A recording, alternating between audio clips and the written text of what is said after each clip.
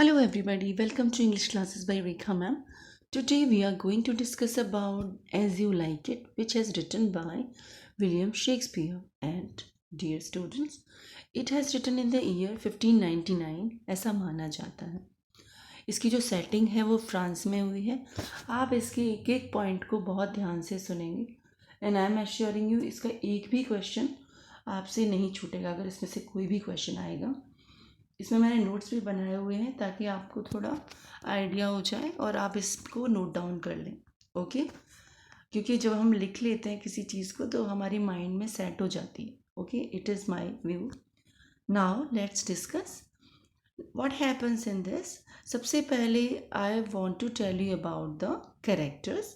ये question characters में से ही पूछे जाते हैं। Here there is one king, इसका नाम है Sir Rowland de Boys. Sir Rowland de Boys जो हैं इनके 3 बेटे हैं, ओलिवर, जैक और ऑरलैंडो। ये जो ओलिवर है ये बहुत ही कनिंग है और ये सारी property Sir Rowland de Boys के मरने के बाद इसको इनहेरिट हो जाती है और उसके बाद फिर इस प्रॉपर्टी को लेने के बाद ये अपने भाइयों को धोखा देता है और ये उनको प्रॉपर्टी का कोई हिस्सा नहीं देता।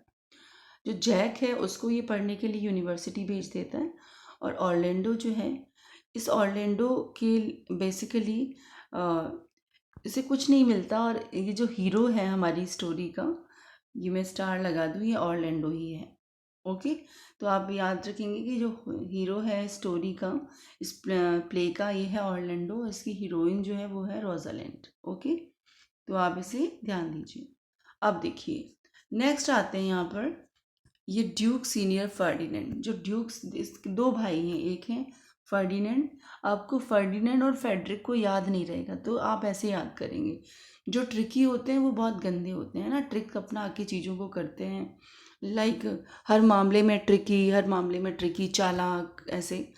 तो उनको हम इसको नेगेटिवली लेंगे। ओके, और फर्डिनेंड है यानी कि आपका आनंद से आप आनंद कनेक्ट कर सकते हैं, तो ये अच्छा राजा है। ओके, ये अच्छा ड्यूक है और ये इस प्ले में जो फेडरिक है वो एविल ड्यूक की भूमिका निभाता है। फाइन। सो यहाँ पर ड्यूक फर्डिनेंड के फादर हैं। फादर किसके फादर हैं? रोजालैंड के फादर हैं। रोजालैंड यहाँ डिस्गाइज फॉर्म में एज अ गैरीमेड के रूप में रहती है और इसकी जो फेडरिक है इसको सरपर भी कहा गया है। आई हैव रिटन हियर सरपर भी कहा गया है। सरपर यानी कि चीज़ों को हथियाने वाला। और ये ड्यूक फर्डिनेंड को ये फॉरेस्ट ऑफ आर्डन में भेज देता है। ठीक है, और ये इसकी सारी प्रॉपर्टी जो है वो किसको चली जाती है? ये रख लेता है, ड्यूक फेडरिक रख लेता है। यानी इसने सारी प्रॉपर्टी जो है ड्यूक फर्डिनेंड की हत्यारी सर, तो इसलिए इसका नाम सरपर। अब यहाँ पर इनकी एक बेटी है सीलिया। सीलिया जो कि डिस्गाइज फॉर्म में रहती है बाद में फॉरेस्ट ऑफ आर्डन में जाके एज एन एलिना। ओके, अब देखिए यहाँ पर जब आते हैं हम इस तरफ, जो एक कैरेक्टर आपको दिख रहा होगा एमियन और जैक। ये जो जैक और एमियन हैं at the end of the play, जब ये जो फेडरिक है ये जब फॉरेस्ट ऑफ आर्डन जाता है इन सबको ढूंढने के लिए, क्योंकि ये सारे लोग जो मैंने आपको बताए, ऑरलैंडो, रोजालैंड, सीलिया, ये और एडम, एडम को मैं अभी बताऊंगी आपको, तो ये सब चले जाते हैं फॉरेस्ट ऑफ आर्डन में। तो एट द एंड जो ड्यूक फेडरिक है वो फॉरेस्ट ऑफ आर्डन जाता है, वहाँ किसी सेज से इसकी मुलाकात हो जाती है और उसके बाद ये फिर वापस लौट के नहीं आता, ये भगवान में लीन हो जाता है। तो इस समय 2 पीपल थे जो इसके साथ गए थे बैनिशमेंट में, वो थे एमियन और जैक। जैक को यहाँ मेलानकली जैकस कहा गया है। ओके, ये हमेशा दुखी रहता है, हर चीज़ में दुखी रहता है, तो इसलिए इसे मेलानकली जैकस कहा गया और ये पोम्स गाने गाता रहता है। ये जैक जो है ये अलग जैक है। ये Jaques Sir Rowland de Boys का बेटा है जो कि यूनिवर्सिटी चला जाता है। उसके बाद पूरे प्ले में इसका कोई जिक्र नहीं होता। ओके, तो आप इसको और इसको अलग देखेंगे। एडम, एडम जो है वो बहुत ही फेथफुल और लॉयल सर्वेंट है ओलिवर का। इसमें डेनिस भी सर्वेंट है लेकिन एडम की भूमिका बहुत ही इम्पॉर्टेंट है। सो हम एडम की बात करेंगे। अब टच स्टोन कौन है? एक टच स्टोन जो है ये फॉरेस्ट ऑफ आर्डन में मिलता है और ये एक क्लॉन है। या ये कहें कि जब ये जाती हैं फॉरेस्ट ऑफ आर्डन कौन, ऑलिव, ये सीलिया और ये रोजालैंड, ये दोनों जब घर से निकलती हैं तो ये टचस्टोन को अपने साथ ले जाती हैं। कहाँ पर ले जाती हैं? फॉरेस्ट ऑफ आर्डन में। ओके, अब देखिए फिर आते हैं हम कॉरेन और सिल्वियस। ये कॉरेन और सिल्वियस ये दोनों ही सेफर्ड हैं और ये दोनों फॉरेस्ट ऑफ आर्डन में रहते हैं। जो सिल्वियस है वो फीबे से बहुत लव करता है और फीबे भी सेफर्डिस है। चार्ल्स जो है ये एक रेसलर है और एक विलियम जो है, विलियम विलियम जो है वो एक कंट्री फेलो है जो कि ऑड्री से लव करता है, लेकिन ऑड्री की शादी टचस्टोन से होती है एट द एंड। ओके, आगे बढ़ते हैं। मैंने यहाँ कुछ शादी के जोड़े बनाए हुए हैं और जैसे ओलिवर है, ओलिवर की शादी सीलिया से होती है, ऑरलैंडो की शादी रोजालैंड से होती है, टचस्टोन की ऑड्रे से होती है, सिल्वियस की फीबे से होती है। ठीक है, तो मैंने आपको पहले भी बताया है जो सीलिया है वो एलिना की डिस्गाइज फॉर्म में है, रोजालैंड गनीमेड के फॉर्म में है और बाकी सब ओरिजिनल फॉर्म में है। अच्छा, अब हम चलते हैं प्ले पर। What happens in this story, इसमें एक ड्यूक है, उसके 3 बेटे हैं और वो उनको कहता है कि बेटा मेरे मरने के बाद मेरी जायदाद जो है वो मतलब अगर देखा जाए अकॉर्डिंग टू लॉ तो वो बड़े बेटे यानी कि ओलिवर को चली जाएगी, लेकिन ओलिवर की जिम्मेदारी है कि वो अपनी जायदाद को तीनों भाइयों में बराबर बांट दे। लेकिन ओलिवर ऐसा नहीं करता और जब एक्ट 1 और जब सीन एक्ट 1 प्ले हो रहा होता है, जब भी ये पर्दा उठता है, कर्टेन रेज होता है, उस समय ओलिवर और ऑरलैंडो की फाइट देखने को मिलती है आपको शुरुआत में। लेकिन अब ऑरलैंडो जो है वो कहता है मुझे अपनी प्रॉपर्टी दे दो, मैं अपने हिसाब से देख लूँगा मुझे क्या करना है, लेकिन आपने तो मुझे कुछ भी नहीं दिया, मुझे पढ़ाई भी नहीं करवा रहे हो और आप मुझे कुछ प्रॉपर्टी भी नहीं दे रहे हो। तो ऐसे आपस में ये फाइट करते हैं, लेकिन ओलिवर चाहता है कि ये ऑरलैंडो से वो नफरत करता है और उसे मरवा देना चाहता है ताकि उसकी जो सारी प्रॉपर्टी है वो उसको मिल जाए। अब क्या होता है, लेकिन ये ऑरलैंडो है ये बहुत ब्रीव है। ओके, तो उसे बहुत दुख होता है, वो कहता है कि ऑरलैंडो कहता है मैं तुम्हें कोई प्रॉपर्टी नहीं दूंगा। वो बहुत से बहुत दुख होता है और वो एक फाइट हो रही होती है जो ये आपके ड्यूक फेडरिक के यहाँ पर। ओके, कौन कर रहा होता है वो फाइट? माइकल कर रहा होता है, सॉरी ये चार्ल्स जो है चार्ल्स कर रहा होता है और ये चार्ल्स लड़ेगा फाइट में। ये बहुत ही अच्छा रेसलर है, इसे कोई नहीं हरा सकता। तो जो ओलिवर है वो ऑरलैंडो को बोलता है कि अगर तुम अपना अपना दम खम दिखाना ही चाहते हो तो ठीक है, तुम इसके साथ लड़ो, अगर तुम विजयी हो जाते हो तो फिर लेट्स सी। तो वो कहता है कि ठीक है कोई बात नहीं, ऐसा सोच के मन में बहुत निराश होता है, उसे बहुत दुख होता है कि उसके भाई ने उसे डिसीव किया है और वो चला जाता है। लेकिन वहाँ पर जब जाता है तो फेडरिक जो है वो कहता है, ओलिवर को समझाता है कि देखो ये बहुत ही खतरनाक रेसलर है और ये मार देगा इसको, ऑरलैंडो बहुत छोटा सा है, इसको मार देगा, बहुत पतला सा है। लेकिन वो नहीं मानता। फिर वो क्या करता है, जो ड्यूक फेडरिक है वो सीलिया और इसको भेजता है। तो ये सारे सीन एक्ट 1 में ही आ रहे हैं, ठीक है। तो वो जब सीलिया को भेजता है, सीलिया और रोजालैंड को, कि इसको जाके समझाओ कि क्या होगा इसका। जब ये दोनों इसे समझाने के लिए आती हैं तो उसको बहुत खुशी मिलती है, अरे वाह लड़कियाँ मुझे समझाने के लिए आई हैं, तो इसको और इंस्पिरेशन मिल जाती है। वो सोचता है अब तो कुछ भी हो जाए I will win this fight. Okay, और वो बहुत अच्छा लड़ता है और वो फाइट को जीत भी जाता है। लेकिन अब जैसे ही फाइट जीतता है तो ऑलिवर सोचता है कि मैं ऐसे या तो पॉइजन दे के मार दूँ या इसका मैं क्या करूँ कि अब तो इसको सब जगह फेम भी मिल गया, तो व्हाट शुड आई डू। तो वो उसको सोचता है कि I will burn it his cottage. तो लेकिन एडम ये सारी बातें सुन रहा होता है, एडम जो कि सर्वेंट है, ऑलिवर का फेथफुल सर्वेंट है, और वो ये सारी बातें जाके ऑरलैंडो को बता देता है कि तुम यहाँ से चले जाओ वरना तुम्हें ये मार देगा। तो वो वहाँ से चला जाता है फिर। लेकिन अब वो सोचता है मैं क्या करूँगा जाके, तो कैसे जाऊँगा, पास तो पैसे भी नहीं है। तो जो एडम है ये अपनी 500 पाउंड्स जो हैं वो ऑरलैंडो को देता है और उससे कहता है कि ठीक है मैं ले जाओ, क्योंकि मेरे पूरे जीवन भर की कमाई है और मैं तो बूढ़ा हो गया हूँ, मैं क्या करूँगा, तो कम से कम ये तुम्हारे काम आएंगे। और वो उसको ले जाता है, ले जाके उसको लेकिन वो कहता है कि ठीक है अब मैं भी यहाँ क्या करूँगा, मेरा भी मन नहीं लगेगा, तो I also want to come with you. और तो वो उसके साथ चला जाता है। जब वो उसके साथ जाता है तो वो ठीक है ऐसा बोल के they both go in the forest of Ardern. Duke Ferdinand already forest of Ardern में, क्योंकि ड्यूक फर्डिनेंड को बैनिश कर दिया है, ठीक है, राज्य से। और रोजालैंड जो है वो सीलिया की रिक्वेस्ट पर राज्य में ही रह गई है। लेकिन जब ये जीत जाता है ऑलरेंडो, तो रोजालैंड बोलती है कि मुझे उससे प्यार हो गया है, लव एट फर्स्ट साइट।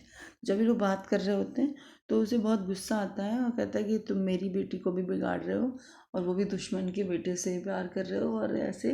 तो वो उसको उसको भी वो कहता है कि तुम चली जाओ यहाँ से। तो लेकिन वो अकेली कैसे जाएगी, क्योंकि they are the best friend, sister तो हैं ही, ये अच्छे दोस्त भी हैं। तो अब क्या होता है, ये दोनों मिलके फॉरेस्ट ऑफ आर्डन चले जाते हैं। वो सोचती है हम लड़कियां हैं तो हमें कोई एक लड़का भी चाहिए जिससे कि थोड़ा सा पावर रहेगा। तो वो टचस्टोन को अपने साथ लेके फॉरेस्ट ऑफ आर्डन चले जाते हैं इसको लेके, ठीक है। अब क्या होता है, वहाँ जब जैसे ही जाते हैं तो सीन में क्या है कि आपका ये एक्ट 1 ही चल रहा है, ओके। जैसे ही वहाँ फॉरेस्ट में पहुँचते हैं तो जो एक्ट 2 ओपन होता है, उसमें क्या है आपका, जो फॉरेस्ट ऑफ आर्डन में ओपन होता है, यहाँ पर जो ड्यूक फर्डिनेंड है, ये जो ड्यूक फर्डिनेंड है ये स्पीच दे रहे हैं, ओके। ये कह रहे हैं कि जो स्वीट्स हैं, sweets are the uses of adversity, ये इस तरह की स्पीच देते हैं। फिर ये एक्ट 2 में और भी बहुत इंपॉर्टेंट सीन्स हैं जिसमें मैं ये सीन्स आपको नोट करने हैं, ओके। फिर ये स्पीच देता है और स्पीच देके फिर सीन 2 शुरू होता है जिसमें एडम है वो प्रेज करता है ऑर्लैंडो को कि why are you so virtuous, okay, तुम इतने अच्छे क्यों हो, इतने गुणी क्यों हो। फिर सीन 5 में जो मेलानकली जैकस है वो एक गाना गाता है, under the greenwood tree, okay. फिर जो सीन 7 है उसमें 7 एजेस ऑफ मैन करके on the world is a stage, ये बहुत इंपॉर्टेंट है। अंडर द ग्रीनवुड ट्री ये कई बार एग्जाम्स में आया है, तो आप इसे पक्के से नोट डाउन कर लेंगे, सीन भी याद कर लेंगे। तो 7 एजेस ऑफ मैन, तो ये ऐसे कॉरिलेट कर लेना, ये 7 सीन 7 ही है, 7 एजेस ऑफ मैन, ओके। तो act 2 scene 7 on the world is a stage, okay. ये वो गाना जो है कब गाता है, जब वो देखता है कि जो क्योंकि जब एडम ऑर्लैंडो के साथ आया है जंगल में और वो थक गया है, उसे भूख भी लगी है, तो जो ऑर्लैंडो उसे अपने कंधों पर बिठा लेता है और वो आगे की तरफ आ जाता है, ओके। और उसे कहता है कि कोई बात नहीं, आप मेरे कंधों पे बैठ जाओ और हम थोड़ा आगे चलते हैं, जैसे ही खाना पीना मिलेगा देन फिर हम वहीं विश्राम करेंगे, लाइक। तो जब वो उसको देखता है तो वो कहता है कि देखो बुढ़ापा ऐसा होता है। तो इसी बात पर वो 7 एजेस ऑफ मैन के बारे में गाना गाता है। अब एक्ट जो 3 है उसमें क्या होता है, ऑड्रे और टचस्टोन की मीटिंग होती है। अच्छा, ये खाना जब खा रहे होते हैं तो खाना उन्हें मिलता कहाँ है, कहाँ मिलता है, तो ये जो एक्ट है वो आपका ओपन होता है, ये एक्ट 4 सीन 1 में, जिसमें जैकस और रोजालैंड मिलते हैं और डियर हंटिंग सीन होती है। अब ये डियर हंटिंग सीन कौन सी है, एक्ट 4 सीन 3 इसमें जो आपका ड्यूक फर्डिनेंड है वो डियर को मारता है और उसके बाद फिर वहाँ ऑरलैंडो पहुँच जाता है और वो उसे धमकी देता है कि मुझे जल्दी से दे दो। तलवार की नोक पर वो खाना ले लेता है और वो ऑरलैंडो कहता है कि मुझे और मेरे इसको एडम को खाना चाहिए और मुझे उसे बहुत भूख लगी, जब तक हमारा पेट नहीं भरता तब तक आप में से कोई खाना नहीं खाएगा। लेकिन वो बहुत सॉफ्टली बोलता है फर्डिनेंड, तो उसे बहुत शर्म आ जाती है ऑर्लैंडो को, अरे मैं कितनी बुरी तरह बात कर रहा था और ये कितने सॉफ्टली बात कर रहा है। तो वो कहता है कि आई एम सॉरी, वो बहुत गिल्टी फील करता है और ऐसे ही उनकी आपस में बातचीत होने लगती है, ठीक है। अभी यहाँ पर जब रोजालैंड है वो देखती है कि अरे यहाँ तो बहुत ट्रीज पर इतनी सारी कविताएं किसने लिखी हैं, तो बाद में जब उसे वो दिखता है कि अरे ये तो ऑर्लैंडो है, जब जब उसको याद आती है रोजालैंड की तो वो कविताएं लिखता है। तो गैनीमेड उससे जाके मिलता है और वो कहता है कि मुझे ना ऐसा मतलब मेरे पास एक ऐसा जादू है जिससे तुम्हारा ये सब ना प्रॉब्लम ख़त्म हो जाएगी, मुझे तुम रोजालैंड ही समझो, मुझसे रोज़ मिलने आया करो। तो ऐसे रोजालैंड को मिलने अगर होती तो तुम जाते। वो उसे रोज़ मिलने जाता है और उसकी अपने दिल की सारी बातें कहता है और वो बहुत खुश होती है मन ही मन में, लेकिन वो एक्सप्रेस नहीं करती क्योंकि वो गैनीमेड बनी हुई है, बॉय बनी हुई है। तो एकदम लास्ट में जब वो ओलिवर आता है और ओलिवर उसको मरवाना चाहता है शेर के हाथों, और लेकिन शेर ही उस पर अटैक कर देता है। Oliver also came in the forest of Ardern, क्योंकि जो ड्यूक फेड्रिक है वो उसको ब्लेम करता है कि मेरी जो बेटियां हैं वो ऑरलैंडो के साथ है, तुम्हें ले गए, तुम्हारा भाई ले गया है। तो वो जाता है जंगल में, फॉरेस्ट ऑफ आर्डन में, और वो वहाँ पर उसे मारना चाहता है। वो उसको मारने की जगह वो जो लायन है उसके पीछे पड़ जाता है, और उसे बचाने के लिए ऑरलैंडो उससे फाइट करता है, और उसका जो कपड़े हैं वो गीले हो जाते हैं ब्लड से। तो जब उसको पता चलता है तो वो कहता है कि मेरा ये जो हैंकी है ब्लड से सना हुआ, वो आप उसको दे देंगे रोज़ा गैनीमेड को, और उसे कहेंगे आज मैं नहीं आ सकता क्योंकि मेरी हालत ठीक नहीं है। जैसे ही वो, तो वो सोचता है कि देखो मेरे भाई ने मेरे लिए कितना किया, मैं इसको हमेशा मारने की सोचता रहता था। तो उसके अंदर ह्यूमैनिटी जागृत होती है, और वो जाके ये सारी चीज़ें रोज़ालैंड को दे देता है। रोज़ालैंड यानी जो कि गैनीमेड बनी हुई, वो देखती है, वो तो कहती है कि अरे बाप रे मुझे, अरे, तो वह देख के बेहोश हो जाती है। लेकिन कोई लड़का इस तरह बेहोश नहीं हो सकता, तो ओलिवर को शक हो जाता है, लेकिन वो कुछ नहीं कहता। तो जब उसे शक हो जाता तो वो कहती मैं तो एक्टिंग कर रही थी, कि अगर रोज़ालैंड होती तो वो भी इसी तरह एक्ट करती। तो फिर वहाँ पर फर्डिनेंड वगैरह सारे लोग आ जाते हैं, ओलिवर आ जाता है, और उसके बाद फिर वो सीलिया भी वहाँ होती। तो सीलिया को देख के ओलिवर को, सीलिया यानी कि एलिना जो बनी हुई, उससे प्यार हो जाता है, और उनकी शादी हो जाती है। और उसके बाद फिर जब ऑरलैंड मतलब they decided that they will get Mary. उसके बाद फिर जो ऑरलैंडो है उसके पास जाता है, गैरीमेड के पास, और वो ड्यूक फर्डिनेंड से कहती है कि मेरे पास ना एक ऐसा जादू है जिससे अगर मैं रोज़ालैंड को ला सकती हूँ, लेकिन अगर मैं रोज़ालैंड को ला दूँ तो क्या आप उसकी ओलिवर ऑरलैंडो की शादी रोज़ालैंड से करा देंगे? तो वो कहता है कि ठीक है, हाँ मुझे कोई एतराज़ नहीं। तो ऐसा सोच करके वो ऑरलैंडो और गैनीमेड जो रोज़ालैंड है वो मिलते हैं। कैसे कि जो गैनीमेड है वो अपना अपीयरेंस बदल लेती है और वो रोज़ालैंड बन जाती है। फिर वो अपनी सारी बातें बता देती है कि ऐसे ऐसे मैंने किया, और उनकी शादी का प्लान शुरू हो जाता है। इसी तरह टेस्टोन जो है, मैंने आपको पहले ही बताया कि जो टेस्टोन है वो ऑड्री से प्यार करता है। ये लोग सीन थर्ड में मिले हैं, टेस्टोन और ऑड्री, और इनकी शादी हो जाती है। जो सिल्वियस है, सिल्वियस जो है वो फीबे से बहुत प्यार करता है, लेकिन जो फीबे है वो प्यार करती है गैनीमेड से। गैनीमेड यानी कि जो रोज़ालैंड है, बट गैनीमेड लड़का बना हुआ है। तो लेकिन एट द एंड वो कहती है, रोज़ालैंड एक्ट 5 में कहती है, सीन 2 में, कि अगर मैं लड़का हो, अगर मैं एज अ लड़का यानी एज अ बॉय अगर मैं शादी करूँगी किसी से तो वो तुम ही होगी, और अगर एज अ बॉय मैं शादी नहीं करूँगी तो फिर वो किसी कोई और भी हो सकता है। ऐसा कह के वो फीबे भी खुश हो जाती है मन ही मन, लेकिन उसकी शादी एट द एंड सिल्वियस से हो जाती है, और वरना तुम सिल्वियस से शादी करोगी, तो ऐसा प्रॉमिस लेके उसकी शादी सिल्वियस से हो जाती है। ओके, अभी नेक्स्ट जब प्ले का एंड होता है तो उसमें अब ये सब मिल गए हैं, तो एट द एंड अब जो फर्डिनेंड फ्रेडरिक है वो भी आता है, और वो इन सबको मारने के लिए आ रहा होता है। तभी रास्ते में, अच्छा, जो फर्डिनेंड जब फ्रेडरिक जब आता है तो उसके साथ एमन और जैक ये जो रास्ते में मिलते हैं उसे फॉरेस्ट ऑफ आर्डन में, और उसे एक बाबा मिल जाता है, और वो बाबा उसको समझाता है, उसको लाइफ की रियलिटी बताता है कि कुछ नहीं है दुनिया में, सबको एक ईश्वर के पास जाना है और वही सच है।